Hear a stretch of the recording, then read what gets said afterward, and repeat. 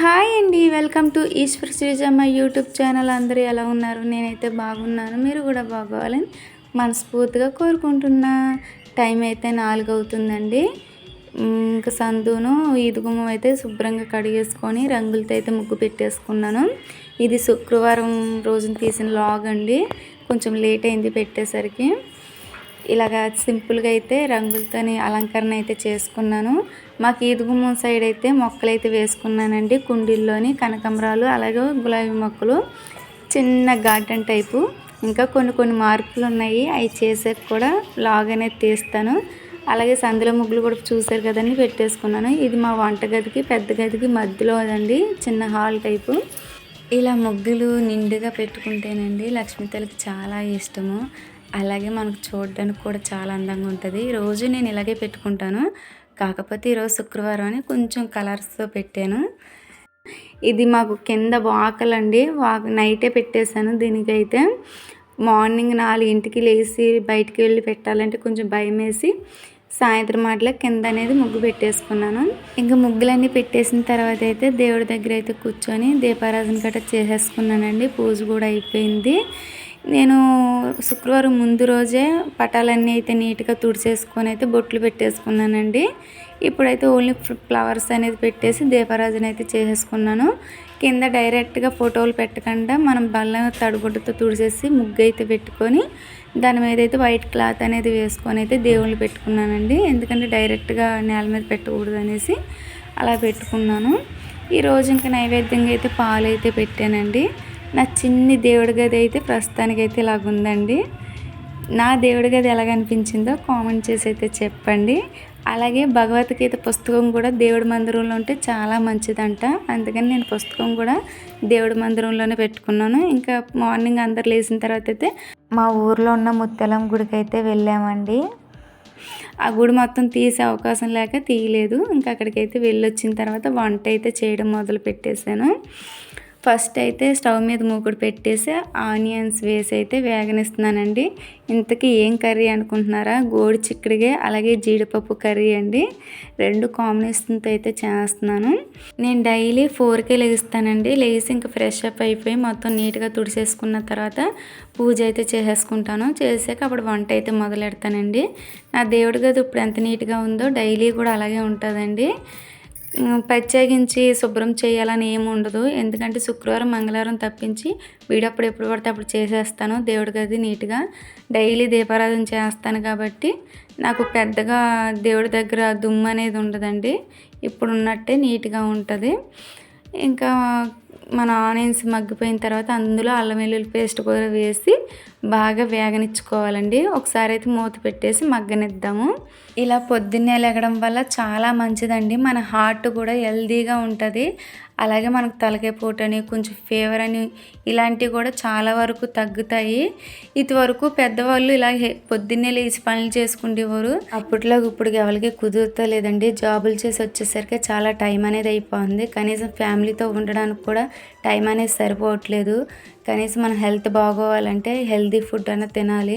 ఇలా జీడిపప్పు గోరుచిక్కుడుకాయ హెల్త్కి చాలా మంచిది, ఒకసారి ట్రై చేయండి. ఇప్పుడు ఇందులోని నానబెట్టుకున్న జీడిపప్పు అయితే వేసేసుకొని కలిపేసుకున్నాక అలాగే టమాటా ముక్కలు కూడా వేసేసుకొని ఒకసారి అయితే కలిపేసుకుందాము బాగా.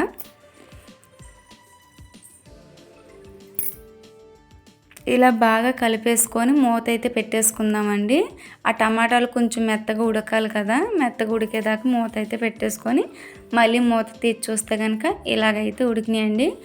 చూడండి, ఆయిల్ కొంచెం మనకి పైకి వస్తుంది, తిప్పుతుంటే ఆయిల్ అనేది కనబడుతుంది. ఇంకొకసారి మూత అయితే పెట్టేసుకుందాం. ఇంకా కొంచెం మెత్తగా అయితే అవ్వాలి టమాటాలు. ఒకసారి అయితే మూత పెట్టి మగ్గనిచ్చుకుందాము. ఇప్పుడు మళ్ళీ మూత తీసి చూస్తే కనుక టమాటాలు అయితే ఇలా మగ్గిపోయినాయండి. చూసారా, ఆయిల్ అయితే అప్పుడే పైకి వచ్చేస్తుంది. ఒకసారి అయితే ఇలా కలిపేసుకున్న తర్వాత గోరు చిక్కుడుకాయలు శుభ్రంగా కడిగేసుకొని ఇప్పుడైతే ఇందులో అయితే వేసేసుకుందాము.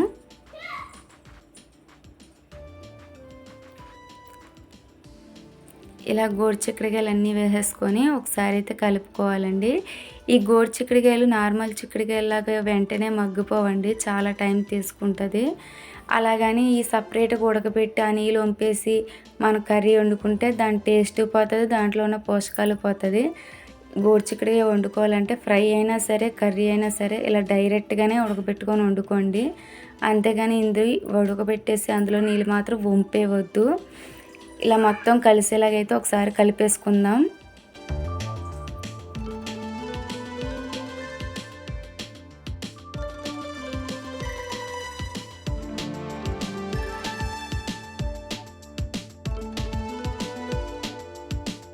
ఇలా కలిపేసుకున్న తర్వాత మూత పెట్టేసుకొని మగ్గనిచ్చుకుందాం.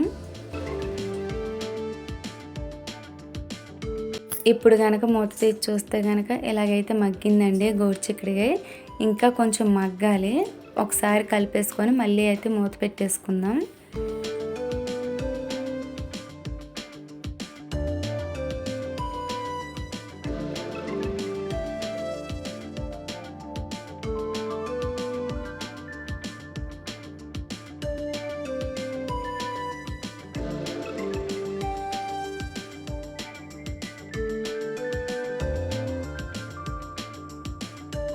ఇప్పుడు మళ్ళీ అయితే ఒకసారి కలిపేసుకొని ఇందులో 2 స్పూన్లు కారం వేసుకుందామండి.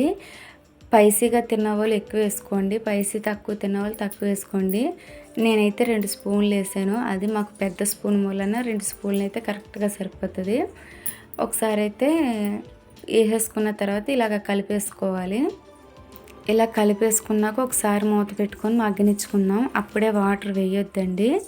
ఒకసారి కారంతో మగ్గిన తర్వాత అప్పుడు మళ్ళీ కొన్ని నీళ్ళు అనేది వేసుకుందాము.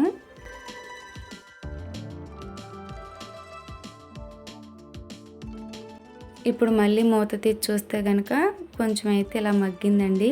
ఇప్పుడు ఇందులో తగినన్ని వాటర్ అయితే వేసుకోవాలి. గోరుచిక్కుడే గమ్మున ఉడకదన్నాను కాబట్టి కొన్ని ఎక్కువే వేసుకోవాలండి. వాటర్ వేసుకొని శుభ్రంగా కలిపేసుకోవాలి.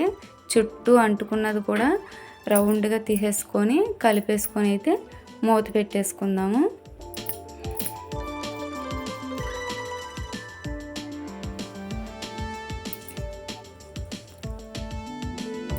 ఇప్పుడు చూడండి మూత తీసి చూస్తే కనుక ఆయిల్ అనేది పైకి వచ్చి బబుల్స్ కింద వచ్చి ఎలాగైతే మగ్గిందో కూర అయితే దగ్గర పడిపోతుందండి. ఇంకొంచెం మగ్గాలి.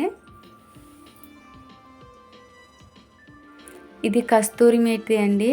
ఇందులోని లాస్ట్లో కస్తూరి మేతి వేస్తే కనుక కూర టేస్ట్ అనేది చాలా బాగుంటుంది. ఇందులో నేను ఏ మసాలా అయితే వాడలేదు, అల్లం వెల్లుల్లి పేస్ట్ ఒకటే వేసాను.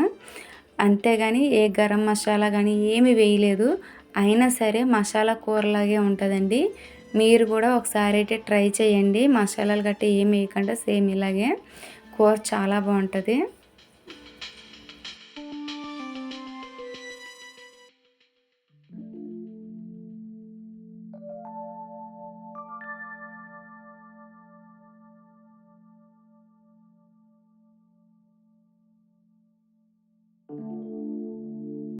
కర్రీ అయితే రెడీ అయిపోయిందండి. అంతేనండి, గోరుచిక్కుడుకాయ జీడిపప్పు కర్రీ. మసాలా లేకుండా అయితే వండాను, కానీ మసాలా కర్రీ ఉన్నట్టే ఉంటుంది. మీరు కూడా ఒకసారి ట్రై చేయండి ఇలాగా. నా వీడియో మీకు నచ్చిందని నేను అనుకుంటున్నాను. నచ్చితే కనుక లైక్ చేయండి, షేర్ చేయండి, సబ్స్క్రైబ్ చేసుకోండి. అలాగే పక్కనున్న గంట సింబల్ క్లిక్ చేయండి. ఇప్పుడు దాకా సబ్స్క్రైబ్ చేసుకొని సపోర్ట్ చేస్తున్న ప్రతి ఒక్కరికి చాలా చాలా థ్యాంక్ యూ సో మచ్. అలాగే కొత్తగా ఎవరైనా చూస్తే కనుక సబ్స్క్రైబ్ చేసుకోండి ప్లీజ్. మీరు సపోర్ట్ చేయడం వల్ల నా ఛానల్ ఇంకొంతమందికి చేరువవుతుంది. ప్లీజ్ సపోర్ట్ చేయండి. మరికొత్త వీడియోతో మీ ముందు ఉంటాను.